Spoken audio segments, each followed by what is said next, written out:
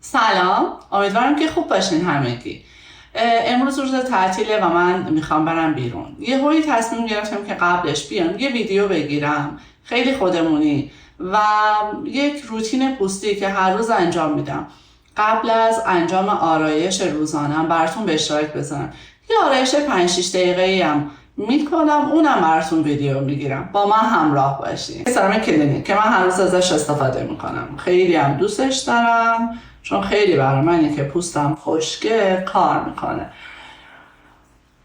اصولا قبل از آرایش یا حتی شب موقع خوابم من این سرمو بعد از که صورتمو شستم استفاده میکنم. بعد یه چیزی که هستش، من همیشه سرم کرم که میزنم روی گردنم هم میرم. این مویسچرایزر شیسیدوه که من خیلی دوستش دارم، واقعا عالیه. اینم بعد از سرمم، بعد از اینکه یه 3 دقیقه بهش فاصله دادم دیگه که یه خود جذب پوستم باشه.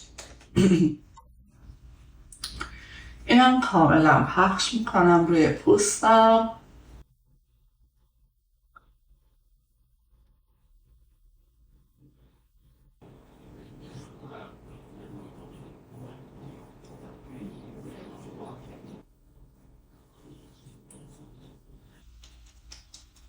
باید قشنگ حالت چسبندگی دست بده.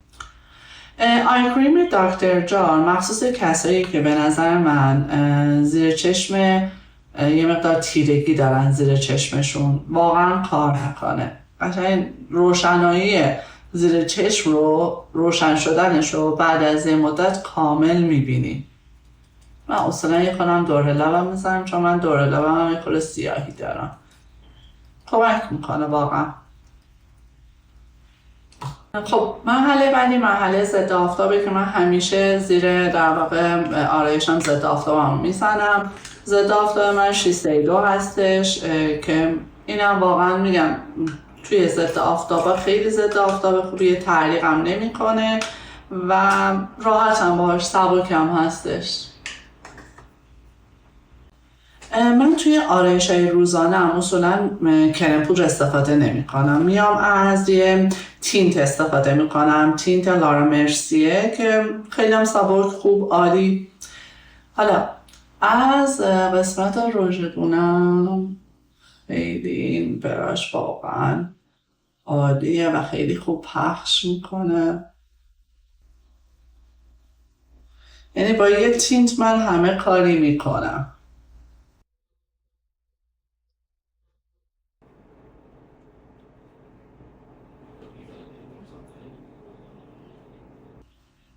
حالا اگر دوست داشتین بیشترم در واقع رنگ بدین میتونین یه خورده بیشتر استفاده کنین.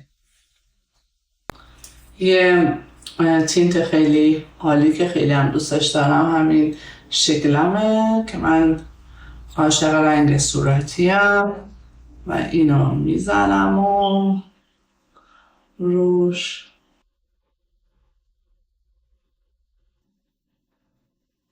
دوباره سعی میکنم وقتی دارم بلند میکنم براشم رو ببرم روی پیشونی من، ببرم که کالرم، یعنی رنگی که دارم استفاده میکنم رنگ روی صورتم یکسان باشه. خب حالا من یه استیکی دارم، استیک فکرم میبلینه، خیلی هم خوشم میاد ازش. محصولات اقتصادیه دیگه. میرم با برش،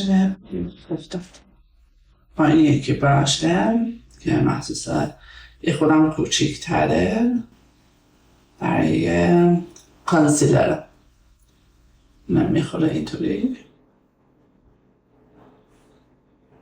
کانسیلرم اپلای کردم یه مقدار پایین چشمم. حالا اینو سعی میکنم با فاصله از چشمم بلندش کنم.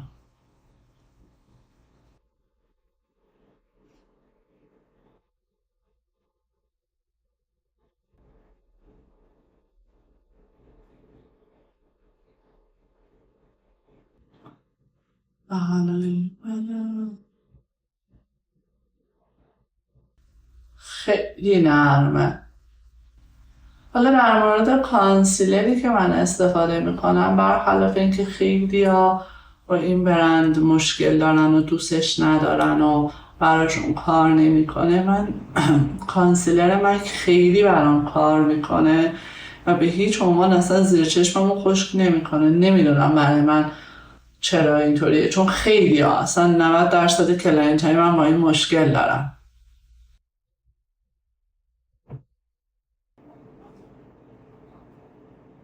خب من الان از برانزرم استفاده میکنم که اینم برانزر مکه که بخوام نشونتون بدم و این براش نستاری که واقعا نرم و لطیفه، یه کوچولو در حد اینکه در واقع فقط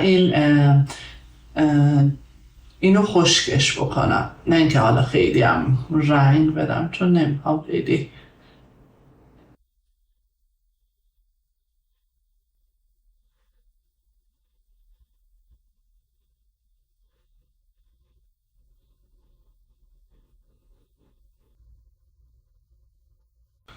با همون براشم لازم نیست حالا هی براش عوض کنم. روژگونم رو اپلای میکنم. من روژگونه رو اصولا از این گوشه کورنر میزنم به دلیل اینکه یه لیفتی به صورت میده وقتی از اینجا میزنی و یه مقدارم میارم زیر چشم که اون دوست ندارم خیلی سفید باشه زیر چشمم، حالت غیر طبیعی میگیره. یه کوچولو هم اینو اینطوریش میکنم که یه فنیه، نوک بینی رو گرد میکنه، عروسکی میکنه، بامزه میکنه. اینم اینطوری میکنم، یه خود رنگ روژه کنم و طبیعی تر میکنه صورتو. حالا اگه میخوام روژه کنم پر رنگ ترم باشه که میشه، باز دوباره اصولا از اینجا اپلای میکنم که خیلی تو صورت نرد. من کلا روژگونه دوستم. حالا مستقیم که کم و زیادش متوجه بشه. اینم از این. و حالا در آخر یه روژ میزنم و خشک میکنم صورتمو. حالا قبل از این که من روژ بزنم میخوام صورتمو خشک کنم.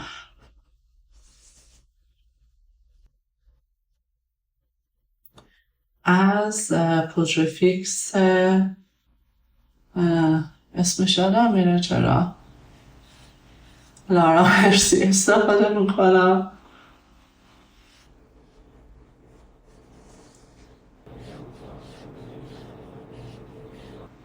الان این پدی هم که تو خونه دارم خیلی پد حرفه‌ای نیستش.